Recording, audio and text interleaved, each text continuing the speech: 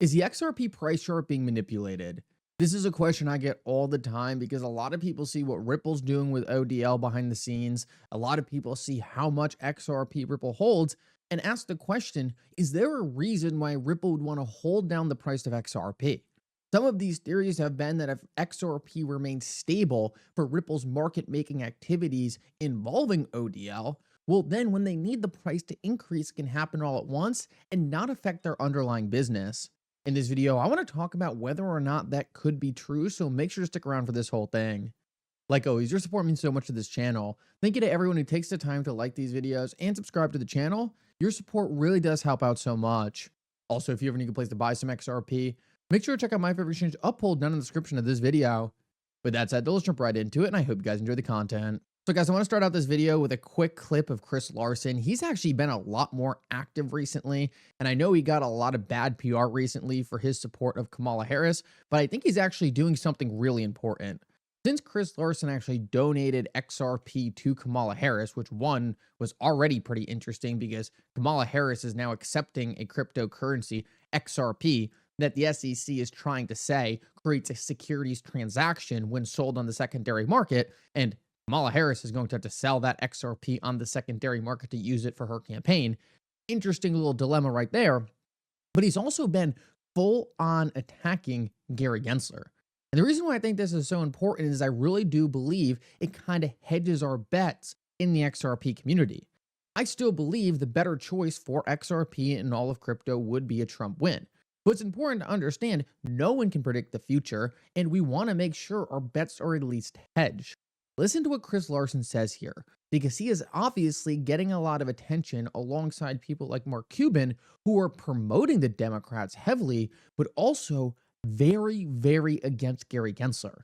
Guys, these are the people providing the money.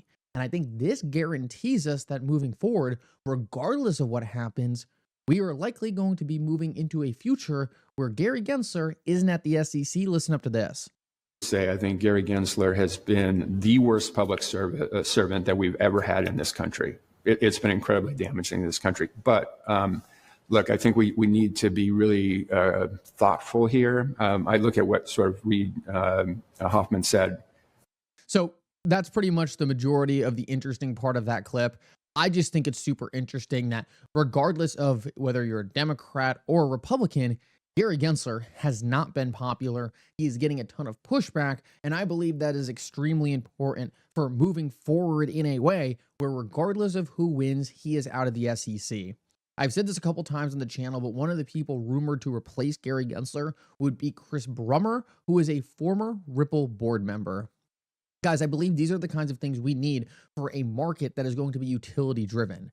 Cryptocurrency regulations and a government agency willing to work with the industry to allow it to prosper to its full potential. So far, we have only really seen retail adoption in crypto. We have really only seen user applications that are on a retail level. But I believe the second we get regulations, we are going to see that shift in a dramatic way, and we are going to start to see the long-term utility actually get built out. This is what happened with the internet. It started with dark web use cases. It started with a lot of retail nefarious activities. And then as regulations came in, institutions were able to adopt the internet and use it for its full intended use case. I believe that same exact thing is happening right now. And I just want to make the point clear here. It's starting to look like regardless of the election, while one outcome might be better, we could be entering into a very bullish scenario for the cryptocurrency sector. Now, with that said, I wanted to touch on one thing real quick before we got into the XRP manipulation piece, and that is actually the Tether news. Guys, last night we found out that Tether is likely being investigated by the Treasury. And one of the things that people were saying to support Tether was that Tether denied they have ever been reached out to by local enforcement officials in regards to an investigation. Now, a lot of people said, oh, this proves this entire story is FUD. It's not actually happening. Mark Fagel actually chimed in here with some very important context. He says, as someone who did this for a living, no, they would not have definitive knowledge of an investigation, and the DOJ can and does contact witnesses without first disclosing the investigation to a subject of the investigation. So all the people coming out and saying, oh, Tether is not under investigation because they said they weren't, don't understand how this process actually works. In my opinion, it is highly likely Tether is probably under investigation right now. We have heard these things hinted for a while from people like Brad Garlinghouse. Obviously, he has had very close conversations with a lot of people in the government. We have heard it from other entities. This entire thing was always something that was going to happen. Tether is obviously a nefarious company in some ways, and out of everyone who has come under pressure from the US government in the cryptocurrency industry, it was obvious Tether was going to have their time here. So I am convinced that this probably is happening behind the scenes, and I believe this opens up the door perfectly for RLUSD to be one of the most dominant stablecoins in the entire world. If Tether actually comes under serious issues, there is going to be a huge hole in the market for a regulated, trusted stablecoin. Yes, Circle is going to be one of the options, but it's not going to be a one-size-fits-all market. RLUSD can be significantly more regulated than what Circle can do because Ripple can push amendments to the XRP ledger to make the stablecoin operate in a way that institutions want it to operate. Because Circle doesn't really have a native blockchain for the USDC token, it's much harder for them to do something like that, and I believe this gives Ripple a strategic advantage, along with the fact that Ripple obviously has their custody business, they have ODL with XRP, as well as some other features in terms of centralized software that is going to be very useful to these institutions. Ultimately, I believe this is paving the path perfectly for something that was kind of made out to be conspiracy theory for a while. Tether eventually being regulated out of the market and RLUSD taking over. Guys, I think we're a massive step closer to that actually being a reality, and it's interesting to see just another one of those conspiracy theories end up coming true.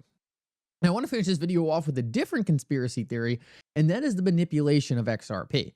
This is something I hear about a lot, and a lot of people ask me, hey, is XRP manipulated? Is XRP kept stable? And to be honest, the thing that actually got me thinking about this was actually a post from Crypto Darren, where he says this chart looks manipulated, like market makers are forcing stability for ODL.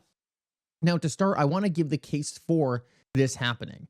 I remember a while ago, Brad Kimes actually said on his channel that he specifically had a conversation with David Schwartz and asked, would institutions prefer if XRP slowly went upward over time like Bitcoin, or if it moved parabolically in a very quick amount of time to whatever price level it needed to be?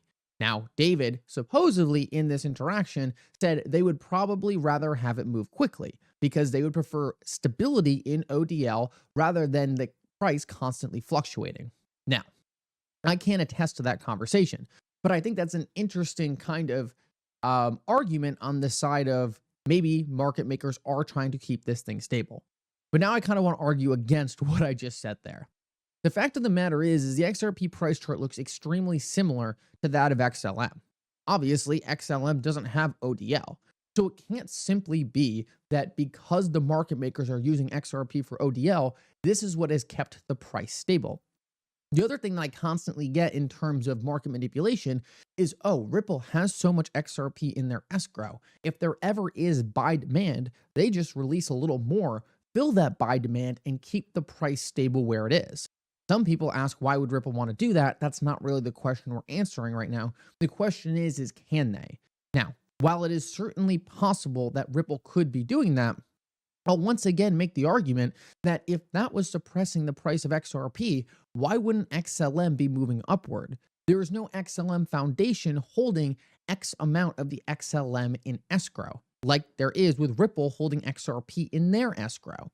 So if that was the case and the escrow was the thing suppressing XRP, you would likely see XLM in a very similar place, yet it's not. So this seems to be one of the biggest mysteries in the entire cryptocurrency space. Why do XRP and XLM move so different than the rest of the cryptocurrency market? Because when you look at the tokenomics and when you look at the products being built around these two cryptocurrencies, it's actually extremely different. While they are forks of one another, while they're extremely similar blockchains, when it comes down to the tokenomics and how the tokens are issued and distributed, it really doesn't make sense why the price charts would be so correlated to one another. So do I think it's Ripple's ODL product manipulating XRP to keep it low? No, I don't really think so, because on the other side of that, I also think Ripple would be massively benefited if XRP was at a much higher price and they were able to do larger ODL transactions. There'd be more liquidity there. So it's in Ripple's interest for the price of XRP to go higher. It gives them a lot more money. They could buy more institutions in the cryptocurrency industry now. They could take over more companies, maybe buy someone like R3, maybe buy a bank, build out their own facilities. All these things happen if XRP is at a higher price. So I don't think it really makes sense for Ripple to be suppressing the price of XRP at these early days. And I don't think there's really any reason why, even if they were, they wouldn't have let it go up to a certain amount during this entire Ripple SEC saga. A lot of that just doesn't really add up to me. So I do not think Ripple is suppressing the price of XRP. I would absolutely love to see proof against this. And if anyone has that, I would love to see it. I have looked at the Let XRP Breathe comment before from Brad Garlinghouse. I actually did an entire video where I timed that up on the XRP price chart. And to be honest, it just didn't time up to really much of anything. Just really wasn't that much of a correlation to Brad Garlinghouse making that comment and then anything happening on XRP. So I think all these things are very interesting. I don't think I have yet to be convinced that Ripple does have that ability or is doing that on the XRP price chart, but I would love to know what you guys think about this. Guys, thank you so much for coming. I hope you enjoyed this update, and for now, Mickle out.